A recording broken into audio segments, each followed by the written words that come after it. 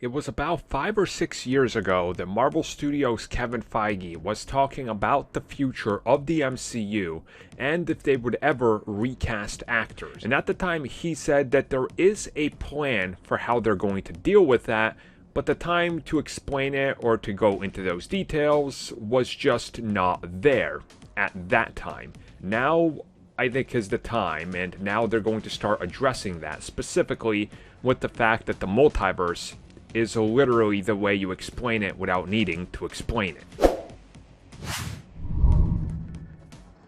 So if you really think about it, Marvel Studios has literally found a way to continue to recast the same character forever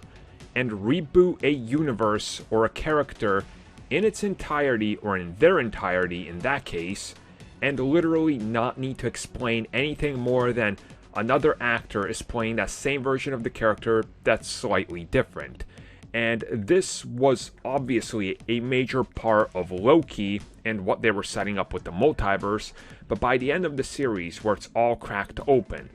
and we're going into Marvel's What If, and we see that there's familiar characters being voiced by different actors, this all falls in line with exactly what he was teasing some 5 or 6 years ago when he said that they don't necessarily want to recast these actors, but there would be explanations of why some of them would be recast if the time or the story called for it.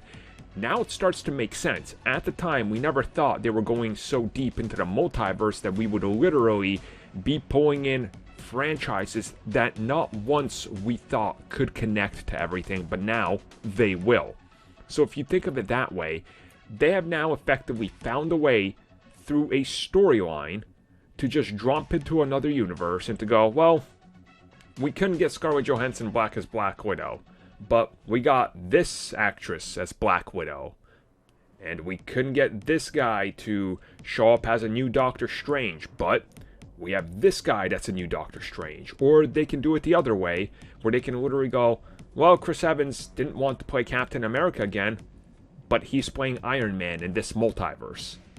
Or they can get new actors to just show up and be a new version of the character, and somebody could acknowledge it as a, this doesn't seem right, but I guess, well, this'll do, and it can just tie into what happens with the storyline, since Kang is going to be a big impact on the MCU for the foreseeable future. So you gotta kind of give it to Marvel for being able to literally work in a storyline reason to why actors can be recast and why new versions can pop up and why small discrepancies can happen now,